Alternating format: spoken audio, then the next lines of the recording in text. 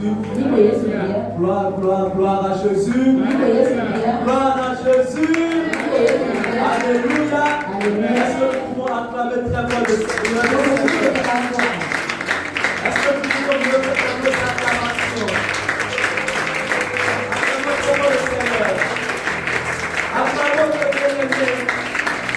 Acclamons le Seigneur Jésus-Christ. Acclamons. Au nom de Jésus, nous sommes acclamés.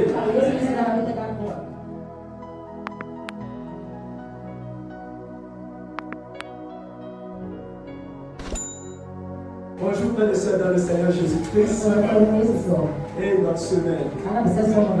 Que le Seigneur bénisse notre présence dans le nom de Jésus. Que la grâce de Dieu surabonde dans la vie de chacun dans le nom de Jésus. Amen. Est-ce que nous pouvons sourire à celui qui a côté de soi? Sourire à celui qui est à côté de toi, bien-aimé. Sourire à ton frère, sourire à ta sœur.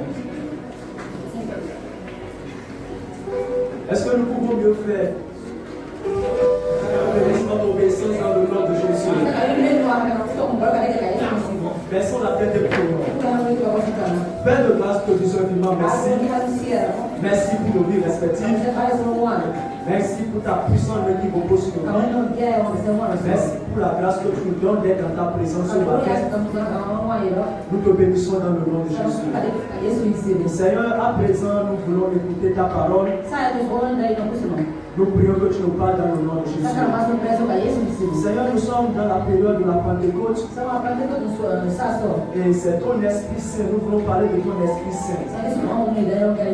Et d'ailleurs, nous ne connaissons pas grand-chose. Nous connaissons en partie. Saint-Esprit de Dieu, tout ce que nous devons dire, je prie que nous amène à les dire dans le nom de Jésus. La foi qu'il nous faut pour relâcher ta parole, je prie que tu libères cette foi dans le nom de Jésus.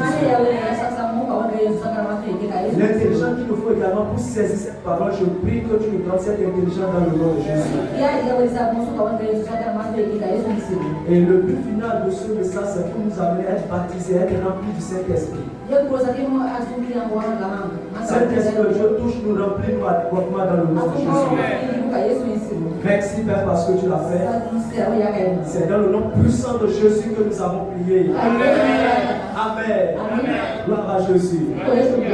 Pendant que je préparais le message, j'ai eu beaucoup de thèmes dans mon cœur.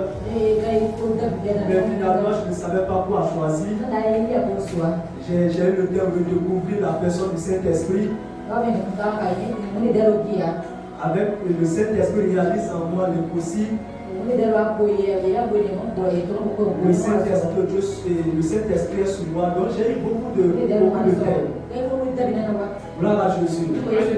Mais nous allons prendre et redécouvrir la personne du Saint-Esprit. Gloire à Jésus. Alléluia. Est-ce que nous pouvons acclamer très fort le Seigneur? Amen. Amen. Donc nous sommes dans la période de la Pentecôte. Et la Pentecôte est essentiellement basée sur l'Esprit Saint, l'Esprit de Dieu. Jésus étant venu dans le monde après avoir accompli son ministère, et il devait être parti au ciel. Dans l'acte 1, pendant qu'il montait au ciel, il a donné une instruction à ses disciples, à savoir de ne pas quitter le lieu dans lequel il se trouvait, parce qu'il leur enverrait un autre consolateur, à savoir le Saint-Esprit. Acte 1, verset 8.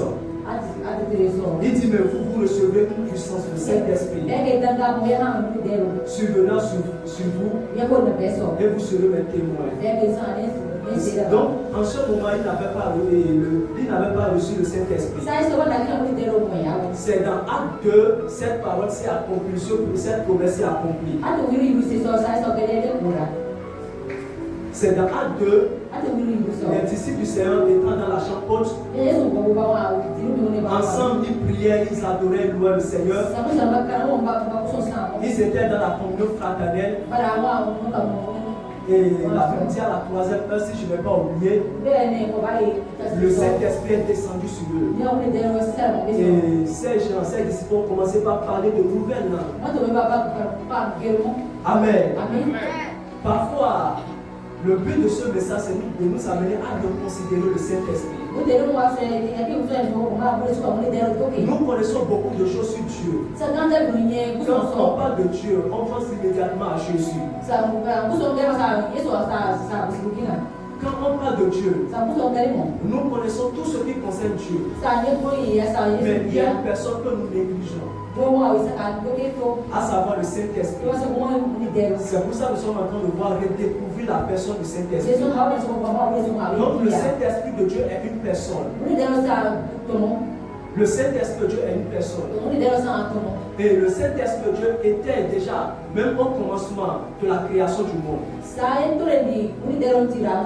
Dans Genèse 1, la Bible dit, le premier verset, que Dieu créa le ciel et la terre. Le verset 2 nous dit que la terre était informe et vide. Et l'Esprit de Dieu se mouvait au-dessus des eaux. Donc déjà, au niveau de la création, le Saint-Esprit de Dieu était là. Donc dans le verset, le Père était là, Dieu le Père était là. Et dans le verset 2, le Saint-Esprit était là. C'est dans le verset 3. Dieu dit que la lumière soit. Et la lumière fut. Mais cette lumière que Dieu a dit que cette lumière soit et cette lumière fut, ce n'était pas la lumière soleil. Ce n'était pas la lumière la lune. Mais c'était quelle lumière? C'était la lumière Jésus. Parce qu'en ce moment, Dieu n'avait pas créé le soleil ni la lune. Gloire à Jésus. Donc déjà au niveau de la création, Dieu le Père était là. Le Saint-Esprit était là.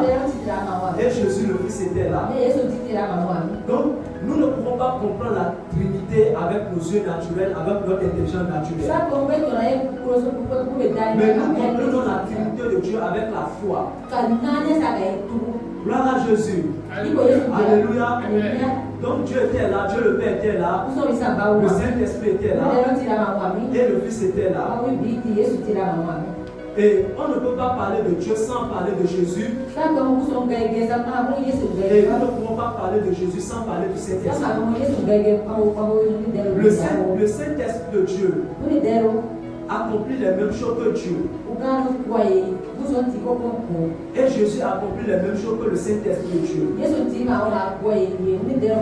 C'est pour cette raison dans Acte 1, Jésus a dit, celui qui relaie, lui qui relaie ce texte, a dit, vous recevrez une puissance.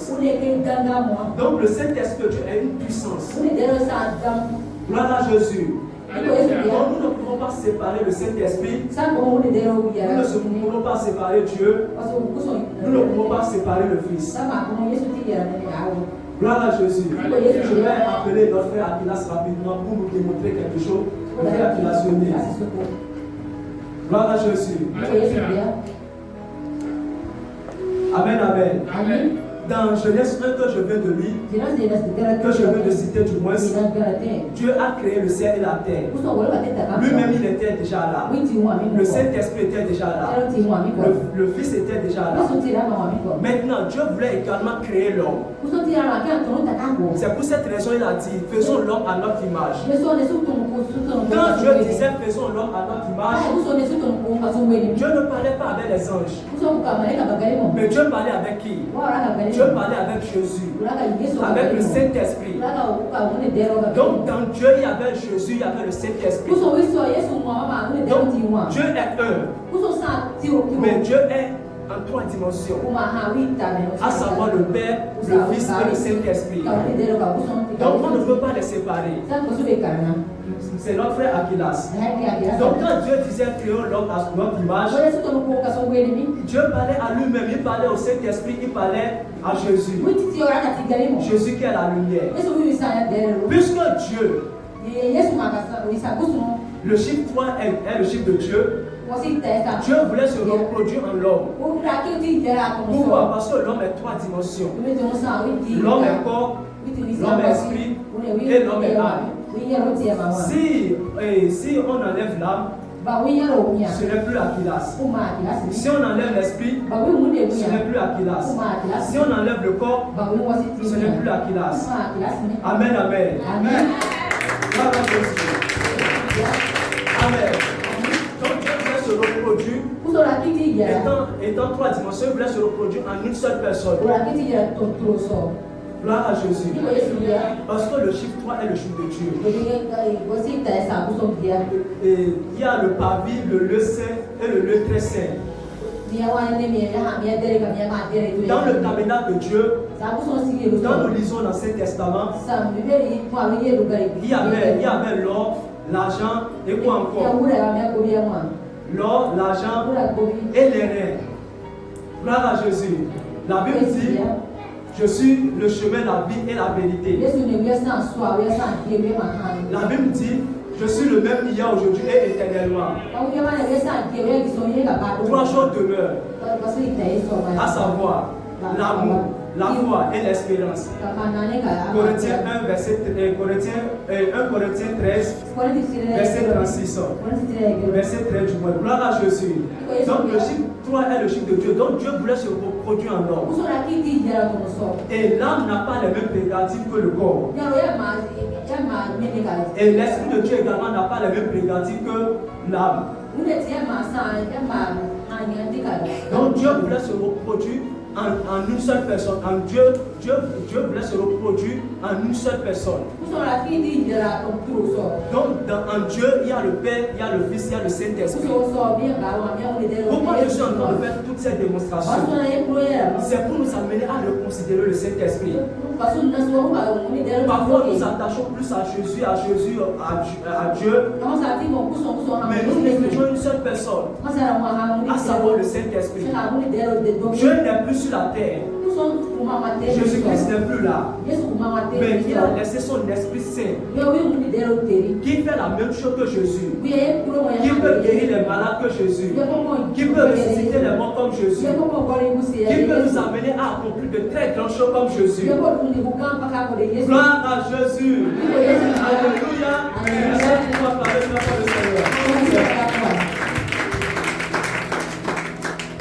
Amen. Amen.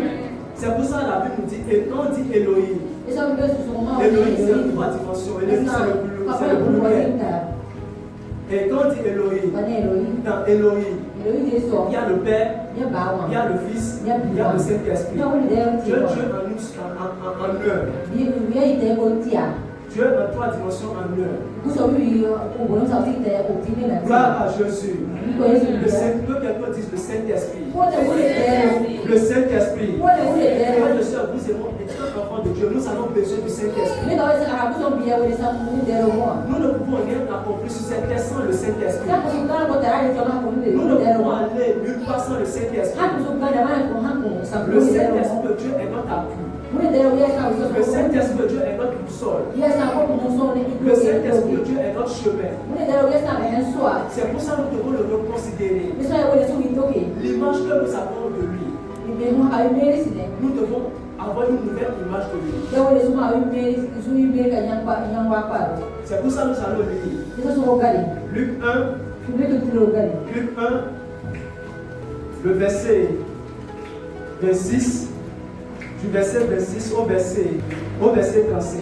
Luc 1, 26 à 35. Au 6e mois, l'ange Gabriel fut envoyé par Dieu dans une ville de Galilée appelée Nazareth, auprès d'une vierge fiancée à un homme de la maison de Marie nommé Joseph. Le nom de la vierge était Marie. L'ange entra chez Marie et dit: Je te salue, toi à qui une grâce a été faite. Le Seigneur est avec toi. Troublée par cette parole, Marie se demandait ce que pouvait signifier une telle salutation. L'ange lui dit: Ne crains point, Marie, car tu as trouvé grâce devant Dieu. Et voici, tu deviendras enceinte, et tu enfanteras un fils, et tu lui donneras le nom de Jésus. Il sera grand, il sera appelé fils du Très-Haut. Et le Seigneur Dieu lui donnera le trône de son père. Il régnera sur la maison de Jacob éternellement, et son règne n'aura point de fin.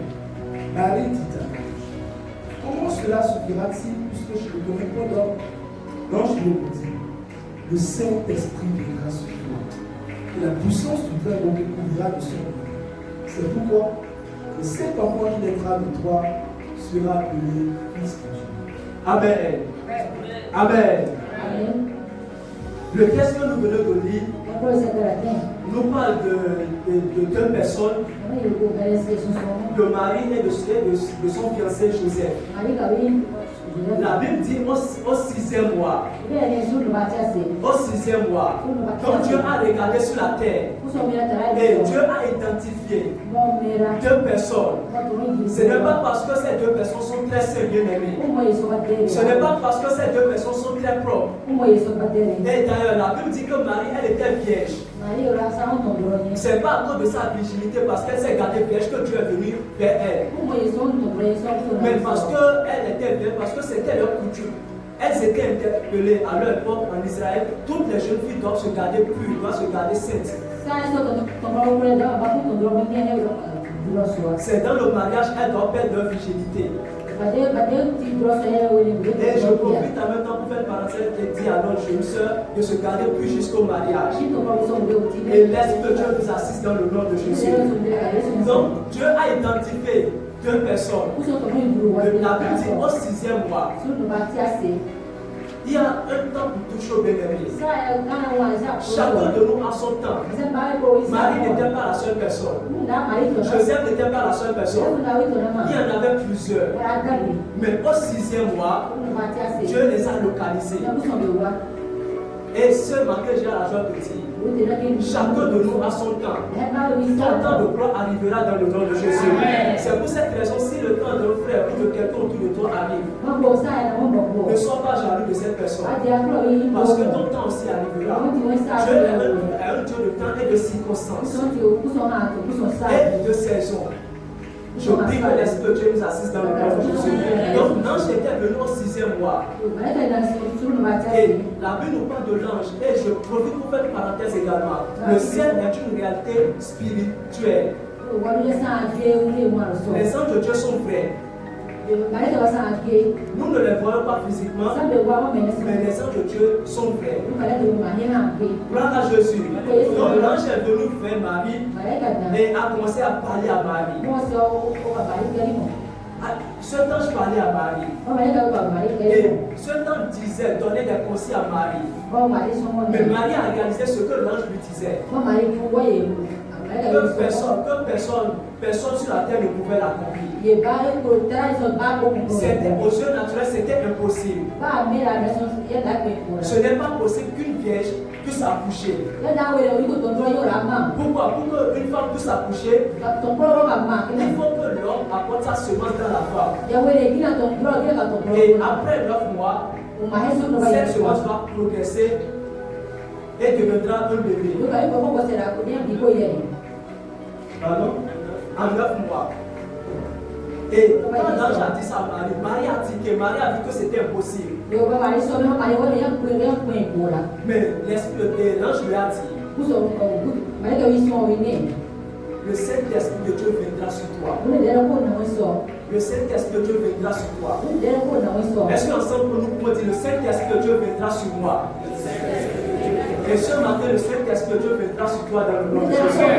Et tout ce qui était impossible dans ta vie, tout ce qui constituait des blocages dans ta vie, tout ce qui constituait des limitations dans ta vie, le Saint-Esprit de Dieu les fera disparaître dans le nom de Jésus. Et avant que même l'ange ne vienne encore dire à Marie, Élisabeth qui était la cousine de Marie, l'ange également est parti lui dit la même parole. Et l'ange lui a dit que l'enfant qu'elle portera, ce enfant sera rempli du Saint-Esprit dès le sein de sa mère. Oh, je prie que le Seigneur dans cette église nous donne des bébés miracles dans le nom de Jésus. Les enfants qui sont remplis du Saint-Esprit dans le nom de Jésus. Donc, en tant que chrétiens, nous devons prendre conscience. Quand nous devenons enfants de Dieu, Nous avons déjà le Saint-Esprit. Le vendredi, on a une soeur et un frère qui ont accepté le Seigneur Jésus-Christ comme Seigneur Sauveur. Le Saint-Esprit est déjà venu sur eux. Maintenant, il leur faut maintenant des processus pour mettre le Saint-Esprit de Dieu en marche. Gloire à Jésus. Dans Éphésiens 1, la Bible nous dit que ce qui nous assure que nous sommes enfants de Dieu, ce qui prouve que nous sommes enfants de Dieu, ce qui démontre que nous sommes devenus enfants de Dieu, c'est le Saint-Esprit. C'est le Saint-Esprit. Donc Dieu t'a tellement d'importance au Saint-Esprit. Et dans la vie d'un croyant, la première manifestation qui montre que cette personne est enfant de Dieu, c'est le Saint-Esprit. Et la différence entre un croyant et un chrétien, un enfant de Dieu, c'est le Saint-Esprit. Donc, le premier point que nous allons prendre ce matin, la première des choses que nous devons comprendre ce matin, le Saint-Esprit Dieu est une personne. Le Saint-Esprit Dieu est une personne. Et cette personne habite en nous. Cette personne demeure en nous. Dans 1 Corinthiens, les Corinthiens vivaient dans le péché, vivaient de la manière dont ils voulaient. Et l'apôtre Paul les a dit, ne savez-vous pas que votre corps est le temple du Saint-Esprit et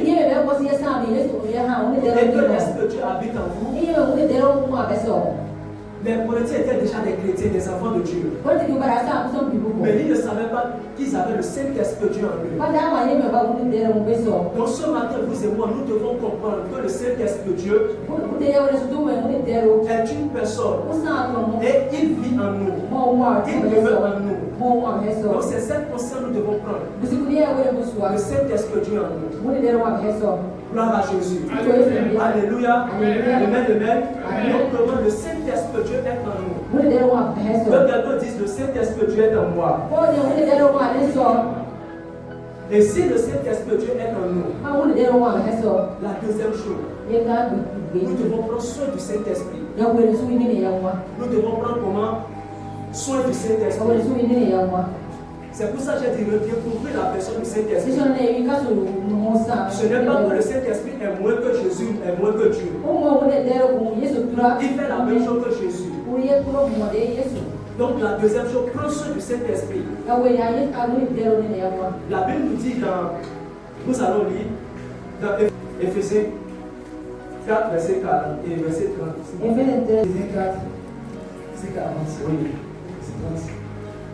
N'attristez pas le Saint-Esprit de Dieu, par lequel vous avez été scellés pour le jour de la rédemption. Donc, nous devons prendre soin du Saint-Esprit. La Bible dit ici que nous ne devons pas attrister le Saint-Esprit. Dans 1 Thessaloniciens 5, verset 19 ou 18, la Bible dit n'éteignez pas l'Esprit de Dieu. Donc, nous pouvons éteindre l'Esprit de Dieu, nous pouvons attrister l'Esprit de Dieu.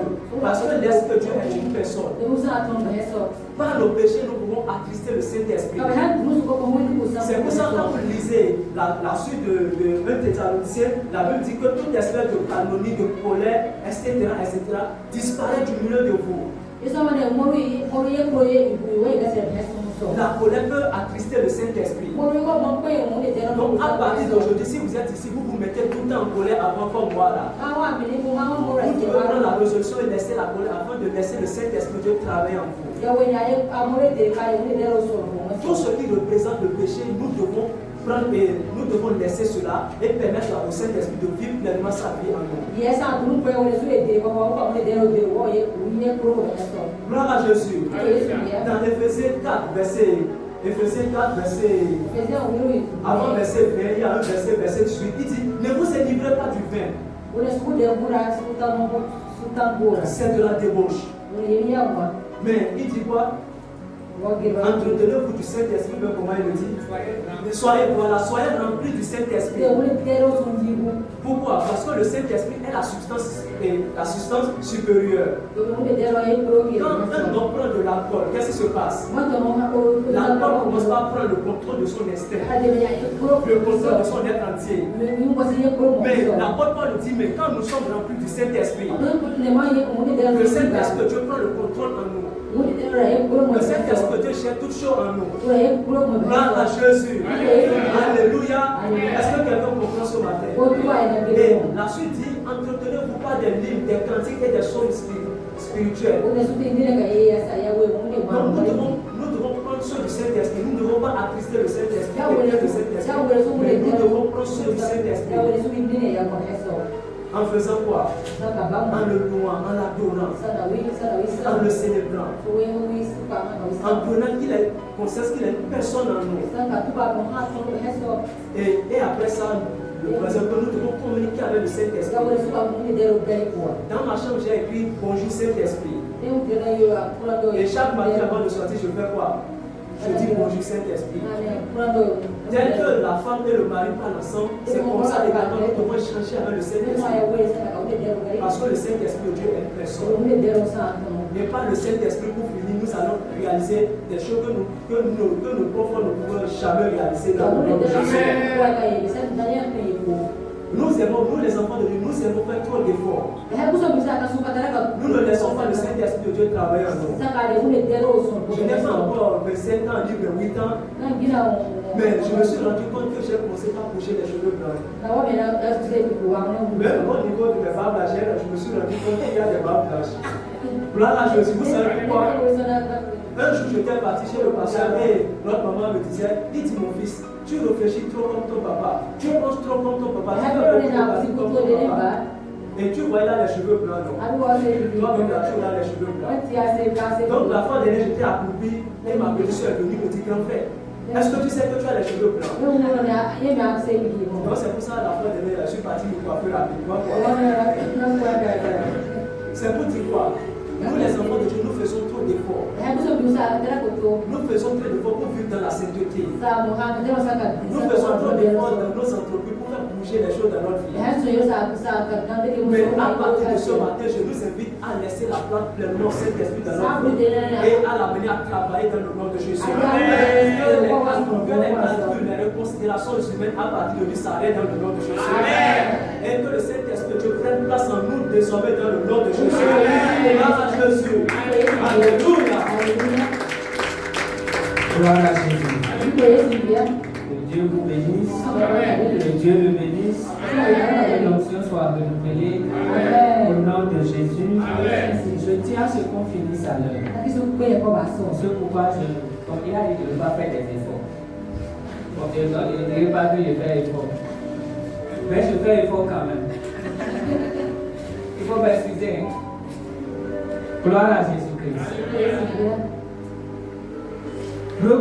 Redécouvrir la personne du Saint-Esprit. Par la grâce de Dieu, je crois dans la deuxième série dans laquelle nous sommes, nous allons revenir sur ces choses.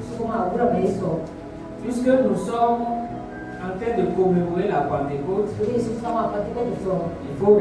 nous faut rester dans la pensée de la fête pour communiquer le message ce jour. Et au-delà de la pensée de fête, nous amener à expérimenter, à vivre ce que c'est que vraiment la Pentecôte. La Pentecôte, c'est une fête juive. Ça se fêtait depuis. Jésus est venu voir ça. Jésus a grandi dans ça. Mais Dieu a choisi cette fête-là. Assurément parce que à cette fête, beaucoup de Juifs se réunissaient à Jérusalem. Et puisque le cœur de Dieu bat pour les âmes, Dieu pour sauver de multitudes. Il a voulu que ça soit un jour où de multitudes se rassemblent. Et en ce jour-là, il est descendu. Et sous l'inspiration de ce Saint-Esprit-là, Pierre va prêcher. 3000 personnes vont donner leur vie à Christ. Gloire à Jésus-Christ. C'est juste dans cette pensée nous restons ce matin. Et dans cette pensée, il nous a dit de redécouvrir la personne du Saint-Esprit. Et moi, je vais ajouter une ou deux choses. Et nous allons de laisser la place à la chorale pour nous donner, pour nous conduire dans une petite adoration là. Au cours de la fête, nous allons demander que Saint-Esprit là, le Saint-Esprit là, nous remplisse. Qu'il prenne possession de notre vie. Qu'il prenne possession de notre famille. Qu'il prenne possession de notre travail. Chaque domaine de notre vie que nous essayons de contrôler, nous allons crier à lui pour qu'il prenne contrôle. Comme il a dit, parce que nous ne pouvons pas, à moins de le laisser. Le Saint-Esprit nous aide au nom de Jésus.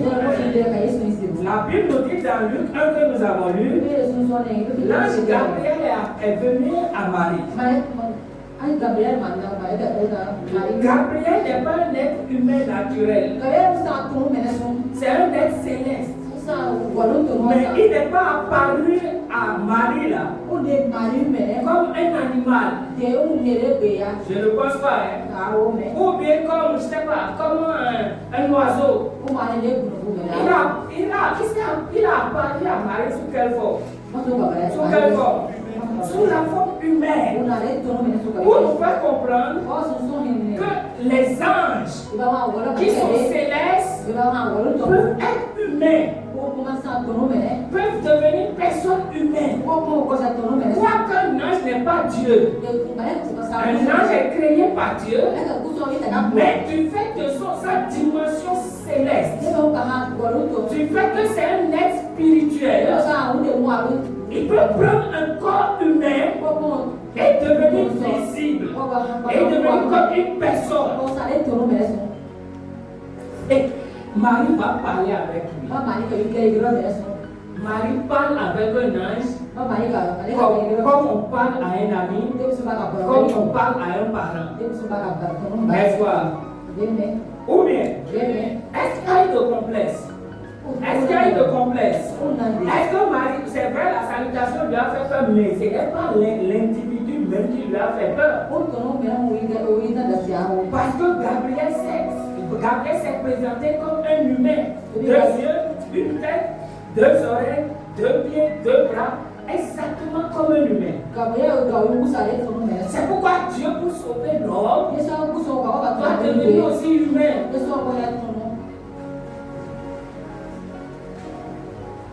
Et pour que Dieu devienne humain, il faut que quelqu'un rentre en jeu. Si sur le plan naturel, il faut une relation entre l'homme et la femme pour qu'il y ait grossesse. Ou bien, l'homme étant un être visible, c'est ça, un humain visible. La femme étant un humain visible. L'homme ne peut pas aller, l'homme en principe ne peut pas aller vers une chienne pour avoir un humain. Ou bien, maintenant, si c'est comme ça, si Marie étant humaine, sur le plan naturel, elle a d'ailleurs Joseph qui est son fiancé, et ils attendent le mariage pour faire l'affaire là. Et donc, de leur union devraient naître des enfants. Et des enfants sont nés après Jésus. Marie n'a pas eu seulement Jésus. Non. Et donc, il faut une correspondance. C'est-à-dire il faut une relation entre 2 humains de sexe opposé pour qu'il y ait enfant. Et les 2 humains constituent chacun une personne. Maintenant, l'ange Gabriel dit à Marie, le Saint-Esprit viendra sur toi. Pour que toi tu aies un bébé surnaturel, il faut que le Saint-Esprit vienne. Et si le Saint-Esprit doit venir pour que Marie soit enceinte, si on doit rentrer dans la logique de personne là, il faut que le Saint-Esprit soit opère comme une personne.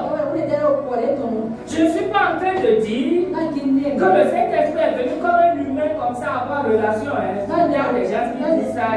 Non, c'est pas ce que je dis. Mais je suis simplement en train de dire que ce Saint-Esprit qui est venu sur Marie doit être une personne, mais une personne divine. Sinon, c'est grave. Ça veut dire que Dieu va tolérer aussi une relation entre un homme, un humain et un animal, ou bien un humain et un oiseau, ou bien. Ça va vous comprendre ce que je dis. Donc, Dieu ne pouvant pas cautionner ça, il faut que le Saint-Esprit opère comme une personne. Il faut une personne divine. Maintenant, quand on dit personne là, ce n'est pas parce qu'on ne voit pas que ce n'est pas une personne. L'ange Gabriel est une personne. Il a décidé de se faire voir par Marie. Donc il prend la forme humaine. Mais s'il décide de ne pas se faire voir, on ne va pas le voir. Mais il est toujours quoi? Une personne. Je ne sais pas si nous comprenons. Parce qu'il nous est difficile de parler avec le Saint-Esprit comme on parle à un ami. Et c'est là où je voudrais en venir. Si le Saint-Esprit est une personne, il faut le considérer comme une personne. Il faut lui parler comme une personne. Il faut le chérir comme une personne. Il faut lui obéir comme une personne.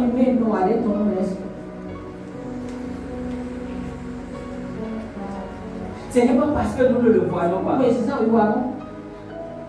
Pour ceux qui ont médité, ça va être hier ou avant-hier, avant-hier, Balaam. L'ange empêchait Balaam de progresser. Et là, il voyait l'ange. Mais Balaam ne voyait pas l'ange.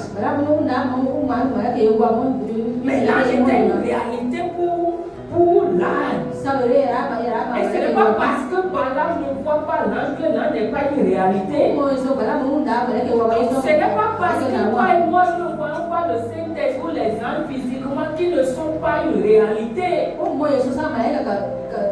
C'est pourquoi nous devons demander à Dieu de nous donner les yeux pour les voir. Quand Dieu a ouvert les yeux de Balaam, Balaam a vu qui? Balaam a vu l'ange. Est-ce que l'ange là, il a vu l'ange comme un mouton ou un âne? Sûrement comme un être humain.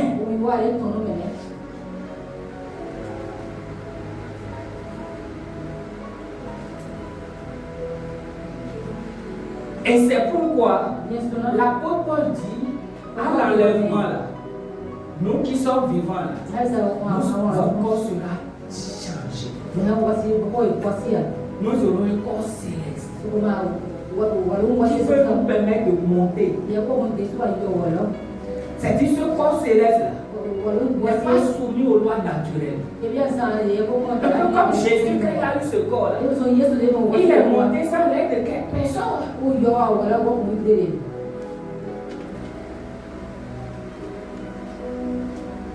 Donc c'est ce corps spirituel qui nous empêche de les voir, mais ils sont une réalité tangible.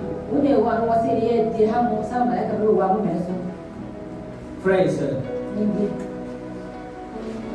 je veux que à partir de maintenant, tu considères le Saint-Esprit comme tu considères ton mari. C'est une pareille de balle. De la même manière que tu vois ton mari, tu le salues, vous communiez, prends conscience que le Saint-Esprit est aussi comme ça. De la même manière, tu vois ta femme. De la même manière, tu vois tes enfants. De la même manière, tu me vois, je te vois. Et tout à l'heure, on va se saluer, encore on va parler. De cette même manière, il faut savoir que le Saint-Esprit est en toi et avec toi. Comme une personne. Mais une personne divine. Une personne spirituelle. Et je prie que le Saint-Esprit ouvre nos yeux pour voir cette réalité spirituelle au nom de Jésus. Amen. Amen. Amen. Amen. Amen. Amen.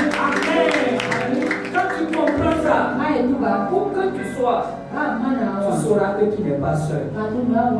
Et ça va t'aider à ne pas. Ça va t'aider dans ta conduite. Quand tu es seul et tu comprends ce message, ça va t'aider à ne plus faire ce que tu faisais quand tu pensais que tu es seul.